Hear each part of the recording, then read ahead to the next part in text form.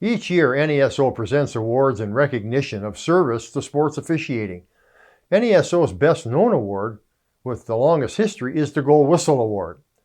The award is presented to an individual or an organization for actions that have shined a positive light on the officiating community. As NASO president, I have the honor of presenting the award.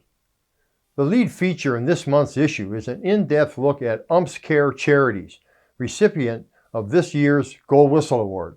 Choosing UMPS CARE for the Gold Whistle Award was easy.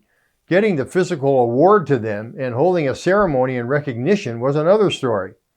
Normally, the Gold Whistle Award is presented during the closing banquet at the NASO in-person summit, but we did not hold an in-person summit in 2020 nor in 2021. After the NASO board unanimously selected UMPS CARE for the Gold Whistle Award, staff needed to figure out the who, what, when, where for its presentation. Because of the fabulous support UMPS CARE gives to pediatric hospitals, my first thought was to see if we could all gather at one of those facilities and present in those spaces. We tried to pull that together, but to no avail. Scheduling and privacy concerns took that option off the table. Over the ensuing couple of months, our staff stayed in contact with UMPS CARE. We were facing tight deadlines. UMPS CARE Executive Director Jennifer Shalanko-Platt pulled all her strings. Jen was tireless in searching out a solution. And finally, she had one. Let's meet at the corner of Addison and Clark in Chicago, right after a game at Wrigley Field. Doing so meant the umpires that would have just finished the Cubs game would be able to attend. In addition, UMPS CARE President Gary Darling and Chair Emeritus Larry Young could also be on hand. We jumped at the chance.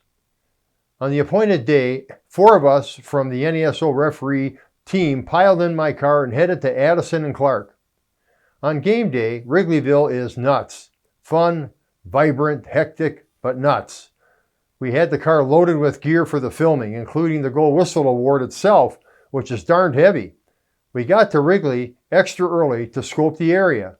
I used Spot Hero to ensure a parking spot. $60 for 6 hours. That was a heck of a bargain, don't you think? The Wrigley opportunity came with some conditions because of the normal Cubs security as well as remaining COVID policies. For one thing, we could not access the area they set aside for us until 15 minutes after the game. That meant we would have about 30 minutes to scope the space and get set up for filming. Also, it turned out the space reserved for us was an outdoor second-floor patio overlooking the front of Wrigley Field and the public gathering spaces below. We also learned the Cubs provide live music for an hour after the game in that very public space. I thought to myself, uh-oh. We met with a Cubs security representative about 15 minutes after the game ended to explain our plight. She radioed to someone inside of the Cubs office building, which is just steps from the ballpark.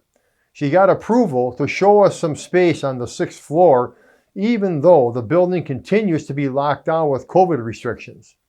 Mike, our head videographer, and I hustled up there and determined we could make it happen in that space.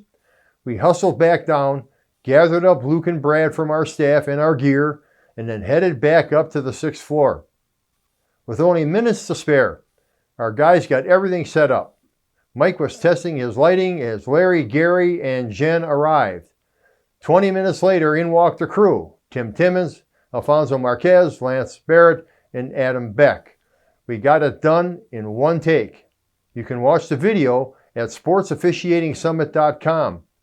It meant so much that those men and Jen took time to assemble for the presentation. We honored them, but they honored us. Thank you.